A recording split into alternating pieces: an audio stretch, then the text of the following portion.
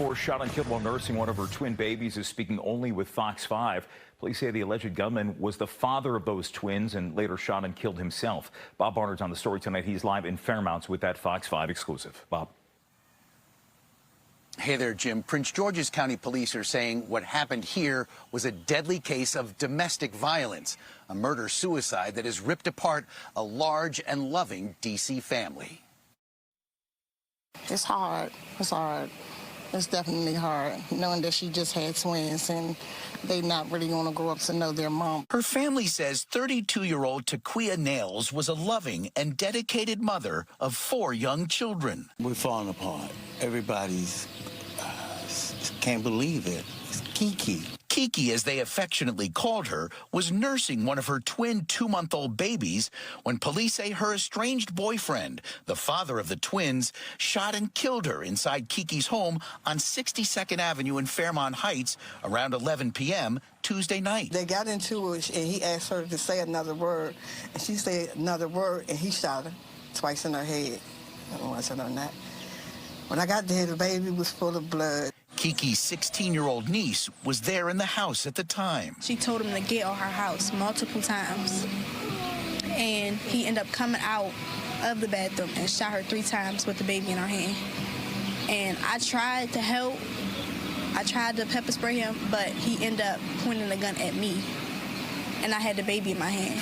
But when he tried to pull the trigger, it jammed, and he went back in the bathroom, and I was able to get out of the house. But when he heard the door close, he ran out and started shooting at me. Her family says Taquia Nails wanted 26-year-old Quindell Mercer to be a father to his twins, but not her boyfriend. He was upset because she said she didn't want to be in a relationship. And I'm going to make sure that people know that, because she deserved for people to know the truth. There was a history of this. She had a restraining order. She did everything she was supposed to do in this situation. So I'd like to see stronger legislation that tracks these people who do these things and make sure that they get some rehabilitative assistance. Whatever the motive behind her brutal murder, Taquia Nails' family says they'll be there for each other and her 4 children. Who's going to tell me anything? Nobody. She's not even here for her to tell me nothing. Now it's like, who won't tell me how to be a mom? Police say the murder suspect, Quindell Mercer, shot and killed himself just across the border here in D.C., where he also lived. Guys.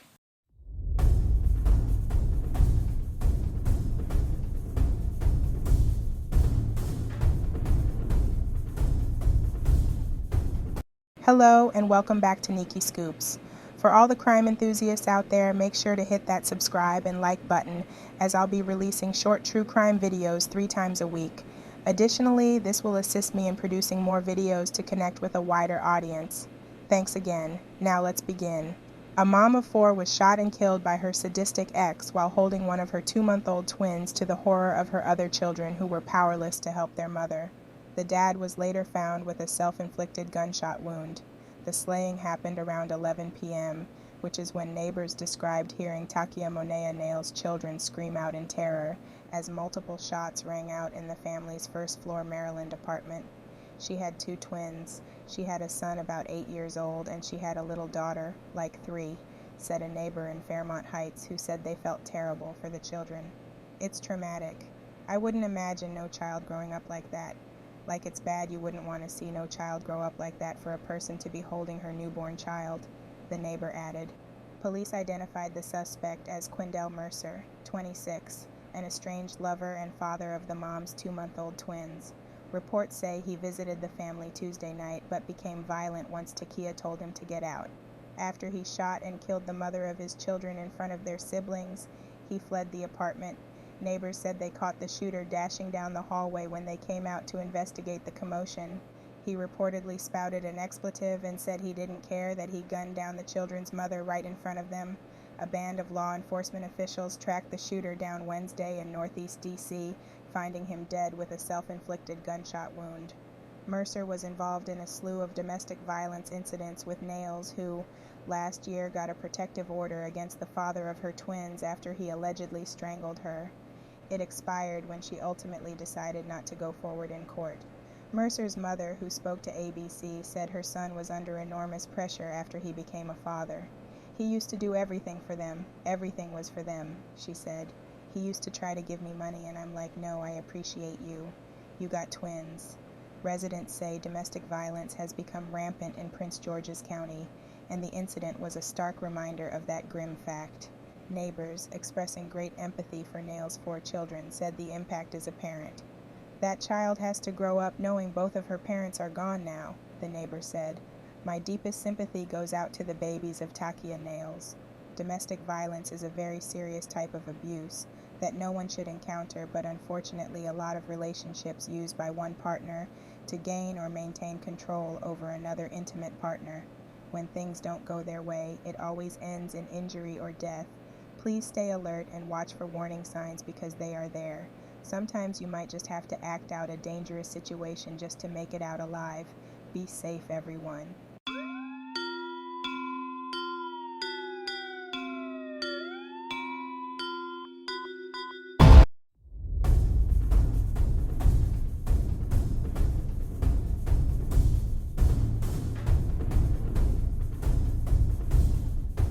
"16 years ago, the body of a 3-month-old infant was found along a remote section of Seawall Boulevard in Galveston.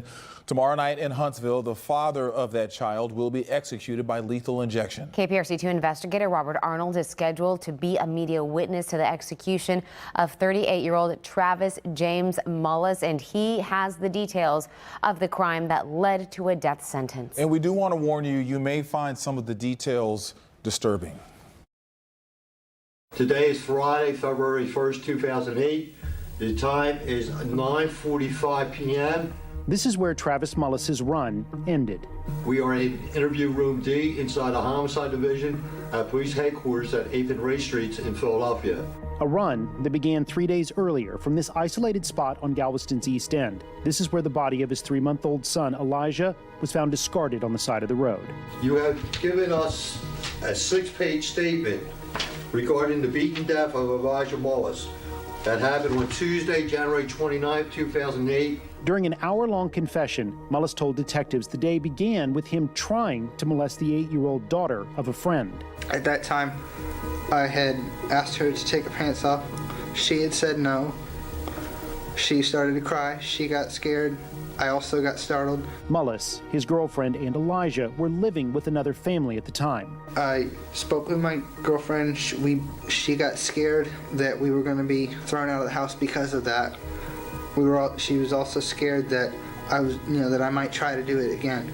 Mullis said he told his girlfriend he needed to go for a drive to figure out next steps.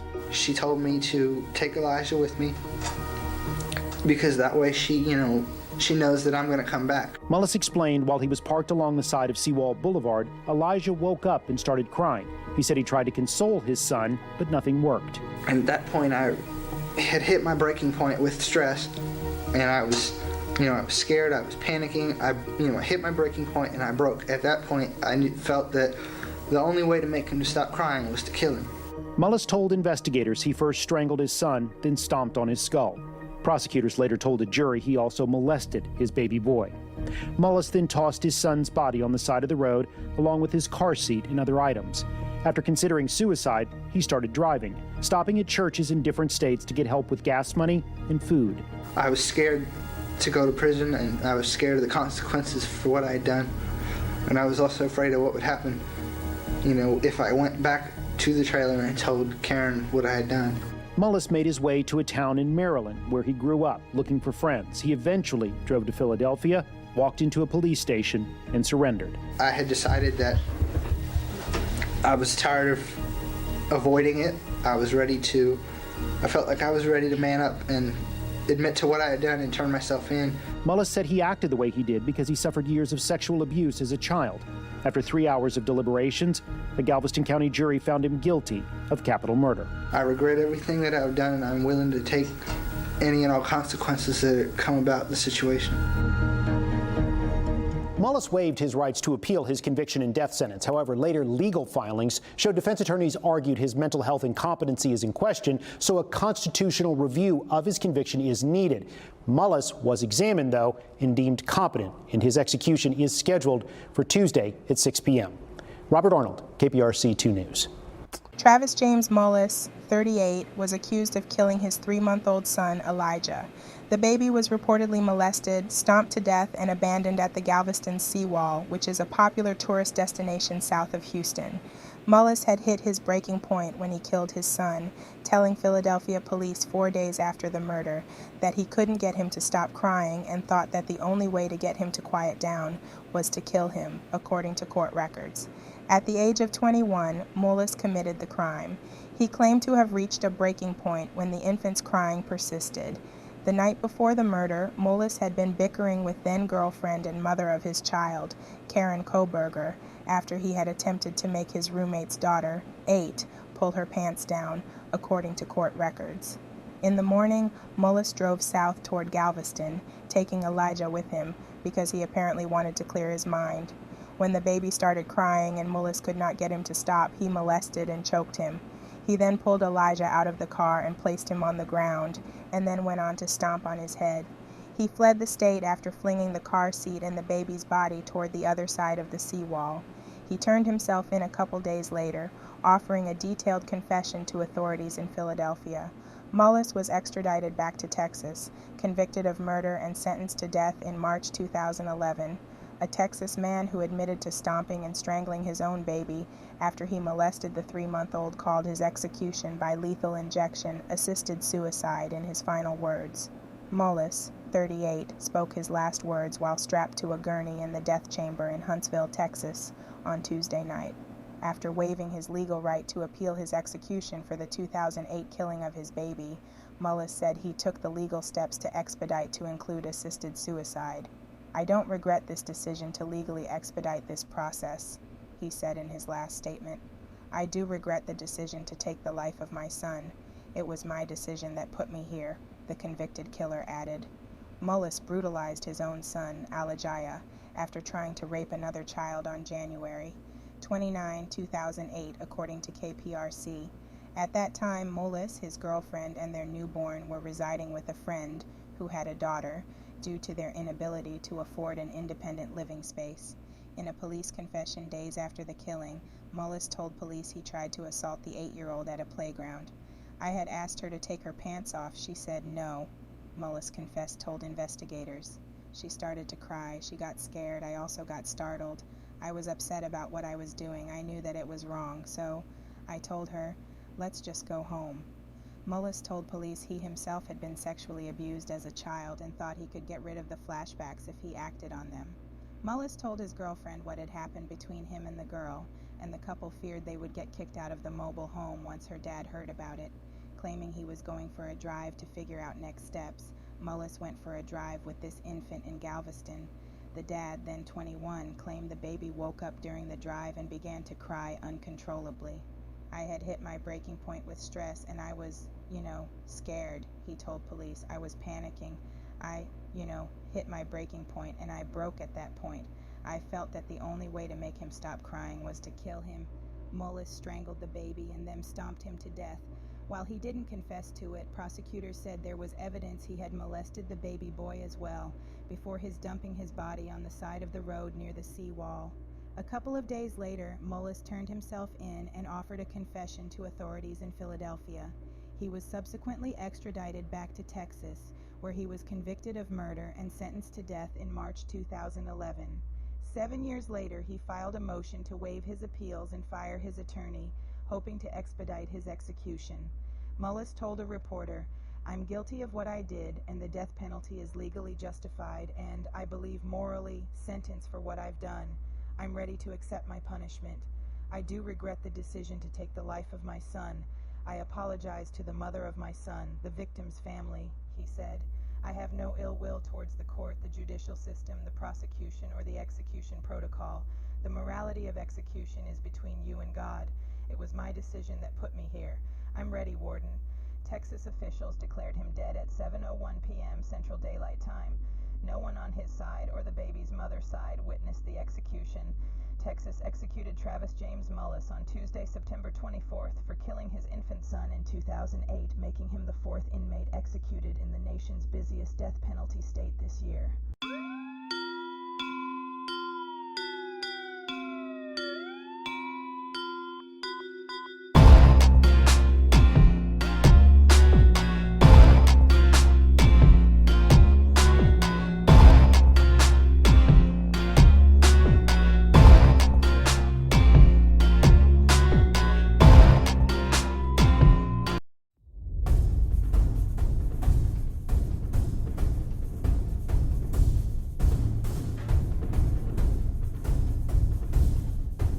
13-year-old girl in Prince George's County is in the hospital fighting for her life after police say her own mother tried to murder her. The shooting happened Monday evening in Prince George's County. Fox 5 Nanasenya Bonsu is at the Seat Pleasant Police Department with surveillance video that happened moments before that shooting. And also, from what we understand, Nana, you have some new details from investigators. Yes, we do. So let me tell you, around this police department is the home where officers found the 13-year-old girl with a gunshot wound in her neck. Now, when officers arrived, the girl told them that her mother asked her to tell officers that someone else shot her. Well, it was through further investigation and surveillance video that we're about to show you that police determined the girl was shot by her mother. I actually saw them walk her down the block and handcuff her and put her in the back seat. Tina Nyblack was outside early Monday evening when she noticed caution tape blocking off one of the homes on her street. You know, we're not sure of the details of how it happened or what happened here, so. Fox 5 spoke with her yesterday when Seat Pleasant police were trying to figure out who shot a 13-year-old girl. At the time of the interview, Nyblack didn't know the suspect was the victim's mother, but now she does. Oh my, this is horrible. According to court documents, when police entered the home here on 69th Place, they found a 13-year-old girl near the front door with a gunshot wound to her neck. The girl told police that she and her mother got into an argument that turned physical. She noticed her mom holding a gun. As she started to walk away down the steps is when she heard one gunshot and fell to the bottom of the stairs. The girl also told police that her mother, 32-year-old Talika Brown, instructed her to tell them that she was shot by someone who had broken into the house. So police started reviewing surveillance footage like the video on your screen, where you can see the teenage girl walking home from school with a book bag. She grabs the trash can from the curb and brings it to the side of the home before entering the house. According to court documents, between the time she entered the home and the shot was fired, no one else was seen entering or exiting the home. The girl and her mother were the only ones in the house. Investigators say Brown continued to give them conflicting stories before they arrested and charged her with first-degree attempted murder. In a statement, the acting police chief in Seat Pleasant says, "It is always tragic when we have acts of violence within our community, but it is heart-wrenching when the perpetrator is supposed to be your protector." Neighbors like Nyblack feel the same way. It's domestic violence within your home, within your four walls where you should be protected. That's still domestic violence, parent, child. And it's just so disheartening that too much of this is happening today. Now, police tell us that the girl is recovering at the hospital, but will need additional surgery as her condition becomes more stable. Now, police also confirmed that they did find a loaded Glock inside that home when they executed a search warrant later on that night. Brown is expected in court tomorrow for her bond hearing at 1:15. Guys. Thank you, Nana. Police in Seat Pleasant, Maryland say a 32-year-old Talika Brown shot her 13-year-old daughter inside of their home on the evening of September 23rd. Officers arrived at the 500 block of 69th Place in Seat Pleasant shortly before 5 p.m. following reports of a shooting. Upon arrival, they discovered a teenager with a gunshot wound to her neck near the front door. She was quickly transported to the hospital in critical condition and is currently being assisted by a chest tube. Officers from the Prince George's County Gun Crimes Unit initiated an investigation into the incident.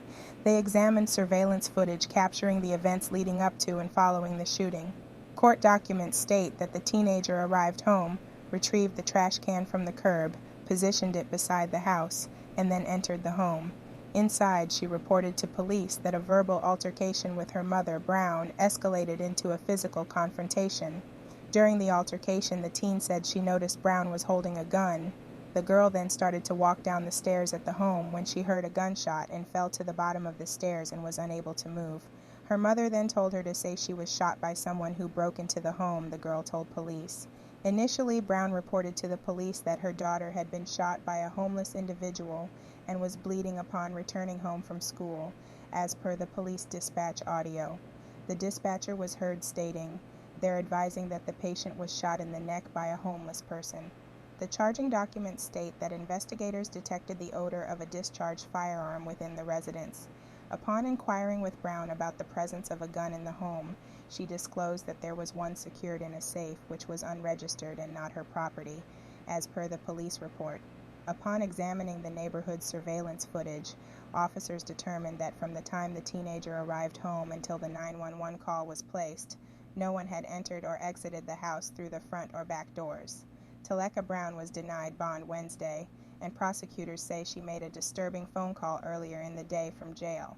In court, prosecutors stated that Brown, while in jail, contacted the girl's father on Wednesday, leaving a voicemail suggesting that the case would disappear if their daughter failed to appear in court.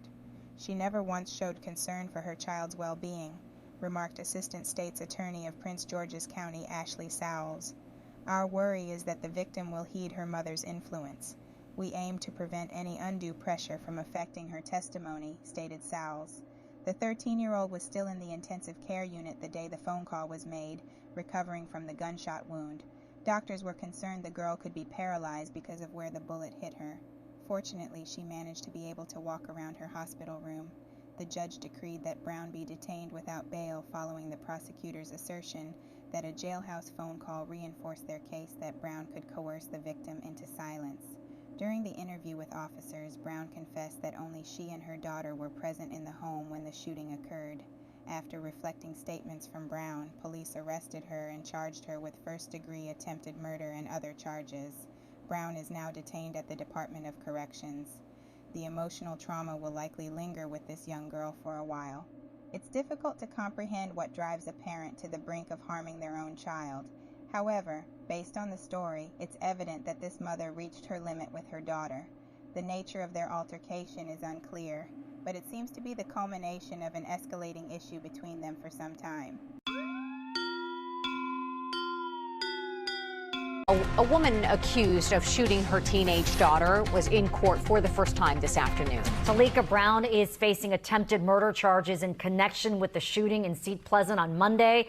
News 4's Darcy Spencer was in the courtroom and joins us live from Upper Marlboro now with the latest. Darcy?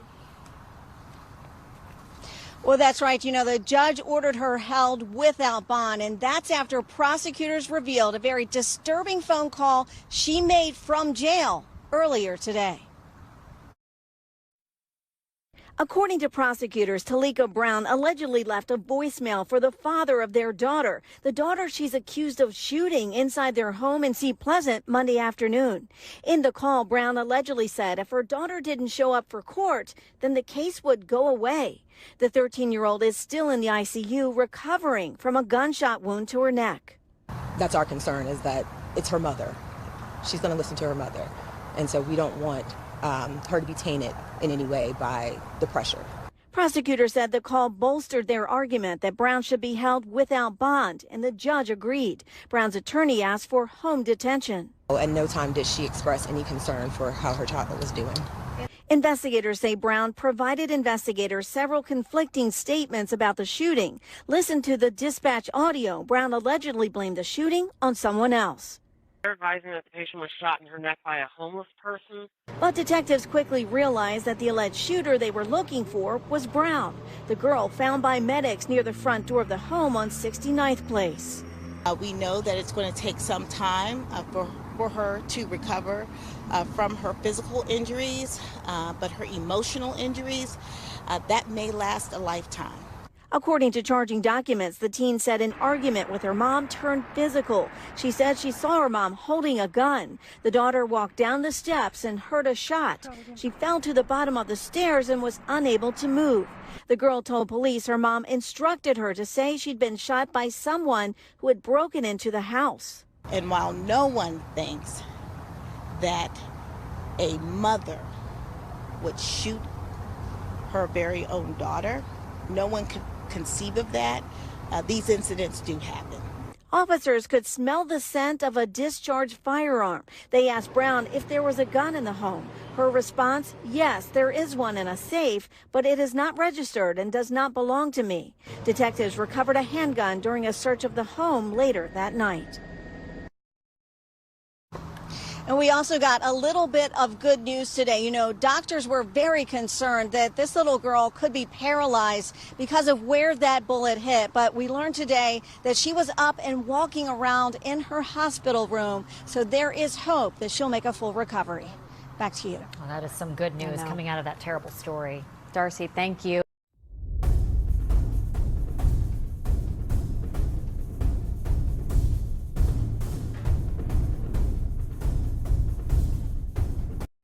Two black eyes and protruding bones. That is how a 4-year-old boy looked in a police body cam footage about 4 weeks before he died. Benjamin Cervera is believed to have starved to death at the hands of his father and stepmother. That father, Brandon Cervera, is now on trial and charged with injury to a child. Erica Hernandez takes us inside the courtroom today, breaking down that body camera footage and why police did not remove the child from the home at that time. We do want to warn you, some of the images you're about to see are difficult to look at. I wish I could have done more. San Antonio police officer Omar Perez spending most of the day testifying in the trial of Brandon Cervera. Cervera accused of starving his son Benjamin to death back in 2021. Officer Perez told a jury they got a call asking for a welfare check on the 4-year-old. When he got there, he said while the home was clean, he noticed that Benjamin looked different than the other children. He had visible injuries, a lot of bruising on his eyes, bruising on his torso. He was skinny, being able to see his bones. When Cervera and his ex-wife Miranda Cáceres were asked about the injuries, they said Benjamin was the one causing them, and they had scheduled doctor's appointments to get them checked. He pokes his eye and he pokes his ear in. He has a behavioral, he gets up at night and he goes into the kitchen and eats. Throughout questioning, Benjamin can be seen several times asking his father for food and told to wait. During cross-examination, body camera footage from another officer was shown, and in it you can hear the officer speaking with Benjamin about his injuries. See your eyes? How did he get like that? What happened? Benjamin further tells officers that he hit his head on the floor. Officer Perez says regarding the visit, he was only told to call CPS and fill out an information report, which would lead to further investigation on a later date. Overall, Officer Perez says more could have been done. Now, EMS did check Benjamin's vitals that day, and they did come back normal. As to if CPS ever did investigate this case, well, that has not been said in court as of now. Now, this trial is expected to last for about 2 weeks. It will resume tomorrow morning around 10 a.m. Erica Hernandez, KSAT 12 News. The court saw harrowing police body cam footage as part of a child abuse trial against the father of 4-year-old Benjamin Cervera, who tragically died from starvation. Taken in July 2021, the video exhibited young Benjamin with black eyes and protruding bones merely weeks before his untimely death.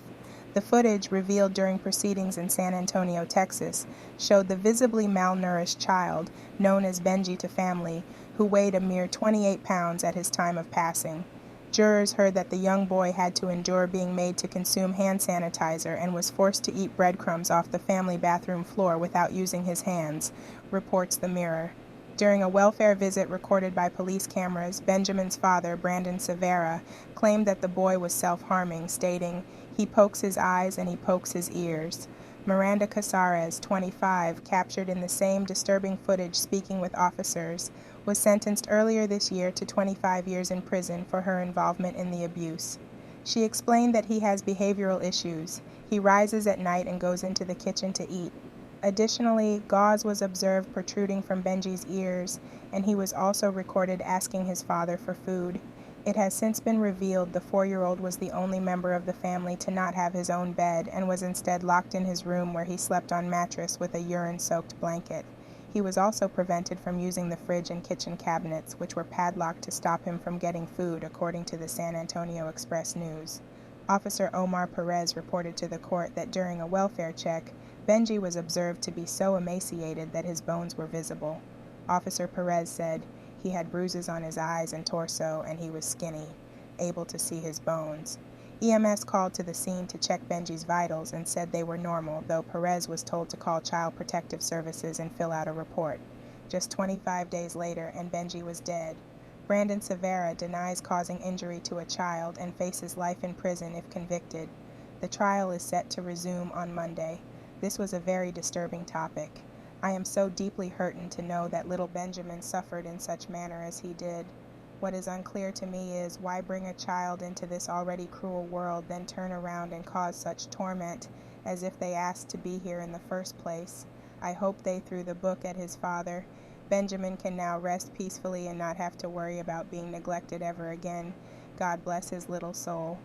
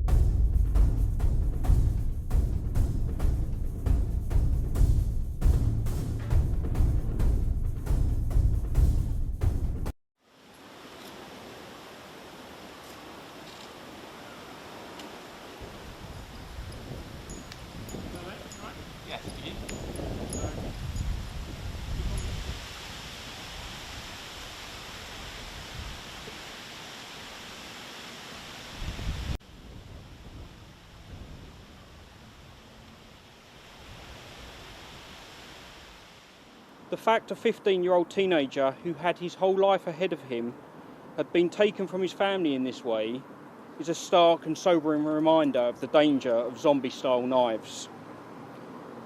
We are committed to doing everything in our power to taking these weapons off the streets. We know that this murder will send shockwaves throughout the community, and I understand the genuine concern this will create. We share those concerns. You can expect to see your local officers in the area over the coming days. Please speak with them if you have any questions or needs or any support or advice.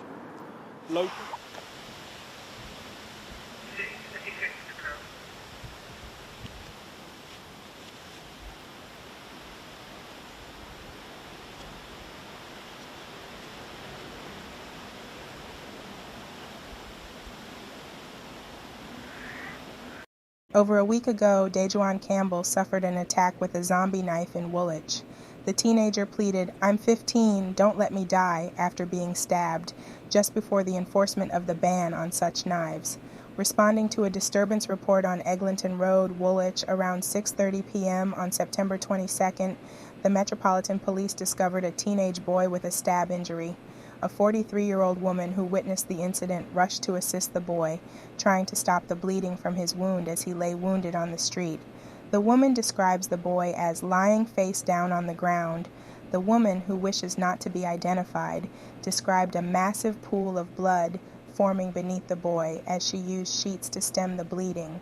The woman, who lived in the area for 14 years, said she spotted the boy lying on the road outside her flat after hearing screams. Speaking from behind the police cordon in Woolwich, she recounted, "I was in my bedroom upstairs wearing my nightshirt when I heard screams from across the street saying, 'Someone's been stabbed, someone's been stabbed.' So I grabbed a sheet, didn't bother with shoes or socks, and ran straight to where the tent was set up, only to find someone lying face down on the ground. I turned him over to evaluate his injury. The boy had a gash on his head, and I thought it wasn't bleeding enough," she recounted. He kept saying, I'm 15, don't let me die," and I assured him, "You're not going to die." His leg moved and there was a massive pool of blood, so I just stemmed the flow of blood until the paramedics got here. I asked if I could go and shower because I was covered in his blood, and they said yes, so I went in and showered. I came back out and the police called me over because I was the last one with him. When officers arrived, they found a teenage boy with a stab wound who sadly died a short time later, despite the efforts of officers and paramedics. In the aftermath of the attack, Detective Chief Superintendent Trevor Laurie expressed his condolences, stating, "My thoughts are with the loved ones of Dejuan as they grapple with this devastating incident. The investigation into Dejuan's murder is ongoing, with detectives working tirelessly. Local officers will continue to be present in the area during the course of our investigation. Marco Balaz, 18 of Abbey Wood, charged with the murder of Dejuan Campbell. He was remanded in custody to appear at the Old Bailey tomorrow and was arrested on Wednesday, September 25th. A 17-year-old male who will remain nameless is to appear at Bromley Youth Court, is being charged with Dejuan's murder. He was arrested on Friday. Jacob Losiewicz, 18, of Abbey Wood, who was charged with murder last week, will appear at the Old Bailey. The Metropolitan Police said they have updated Dejuan's family with the developments. Police have called for anyone with any information regarding the attack to contact them immediately.